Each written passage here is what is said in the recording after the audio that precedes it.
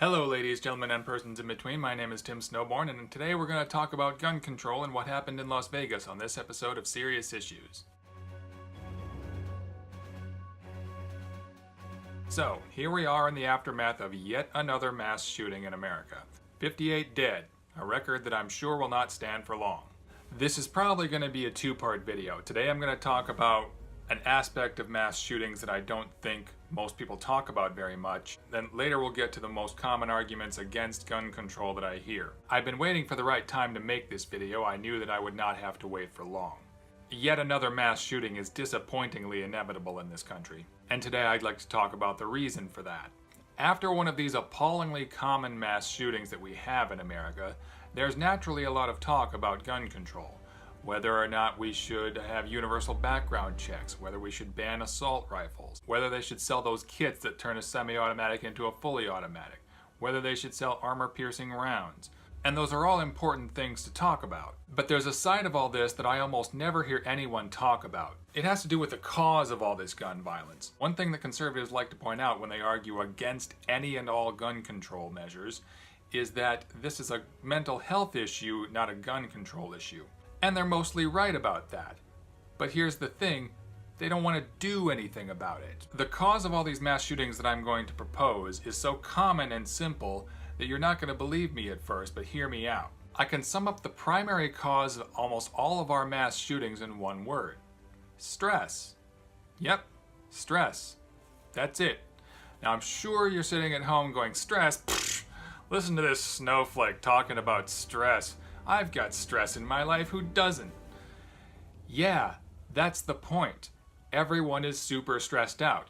In America, we work longer hours for less pay, we have very little leisure time, very little vacation time, we have very little chance to relax. We have crazy debt from our healthcare bills, we have student loans we have to pay off, many of us are working jobs we hate, many of us are working more than one job we hate.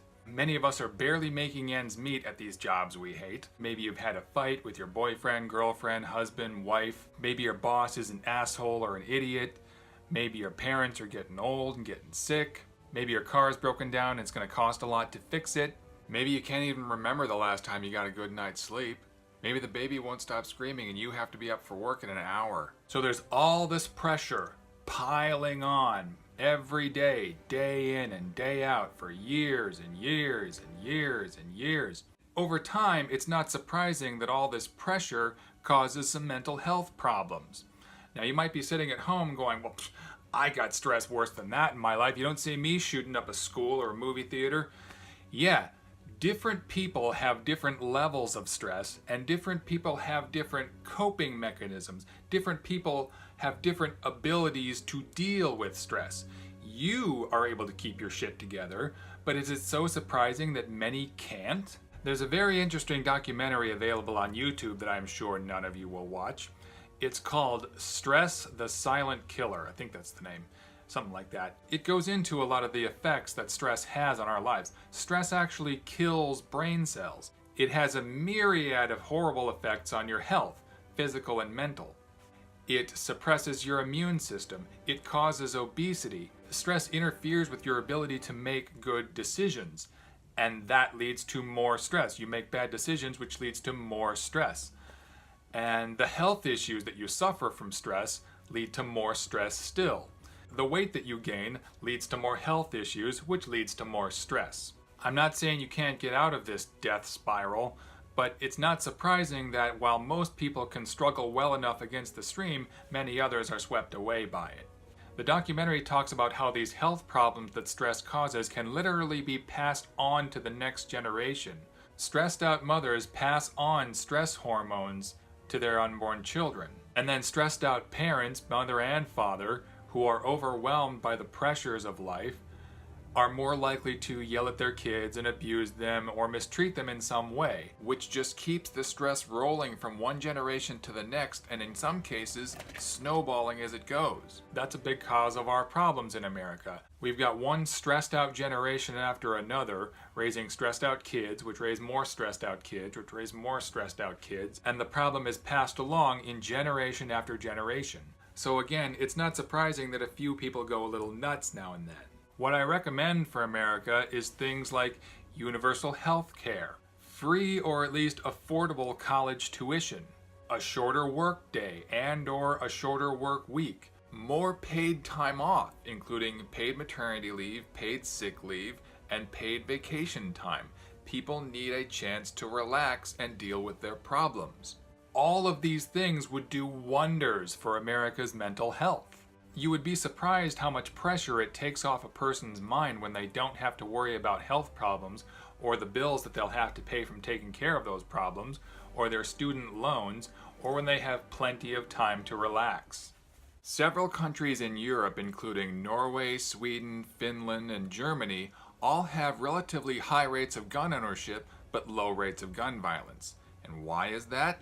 Because they also have universal health care, affordable college tuition, and plenty of downtime. It goes back to what I've said before about Maslow's hierarchy of needs. Everyone has certain needs, and if those needs aren't met, it causes psychological problems. Sometimes those psychological problems reach the point of deranged, murderous rage. The kind of violent, murderous psychosis displayed by the shooter in Vegas doesn't come out of nowhere. It comes from years and years of stress and pressure and horrific internal suffering. There are things we can do about that, but we're not.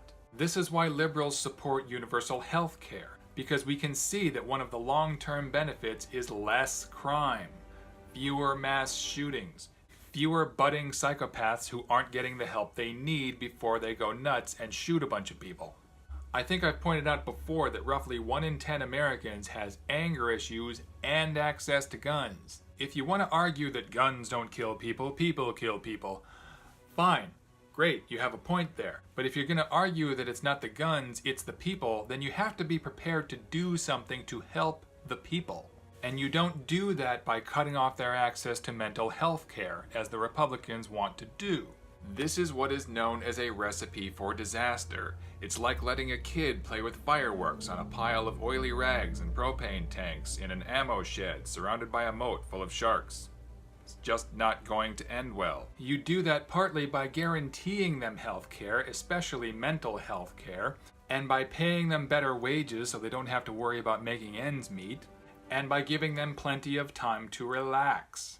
God, there used to be some organizations whose function was to get people benefits like health care and better wages and more time off. Who were they? I can't think of who that was. Whatever happened to them? Oh yeah, the same people who want to make sure that dangerously unstable people have access to guns but not mental health care. We will continue to repeat these mistakes until we learn from them. As long as you continue to regard other people's struggles as their own and no concern of yours, the bloodshed will continue. And by the way, I don't want to hear that what's wrong with America is a lack of Jesus. If you think that a devoutly Christian society does not commit horrific acts of violence against one another, I have a history lesson for you. So what do you think, America? Do you think I'm right? Do you understand the connection between decreased union membership and increases in mass shootings? Do you understand how enough pressure over enough time can cause at least a few people to snap and become killers? Thank you very much for joining me for this conversation. I look forward to reading your thoughts in the comments below. If this is your first time on my channel, I'd love to have you subscribe and join me for future conversations, and check out my other videos for previous ones. If you're already a subscriber, I appreciate your continued support. Stay tuned for part 2 of this debate on the next episode of Serious Issues.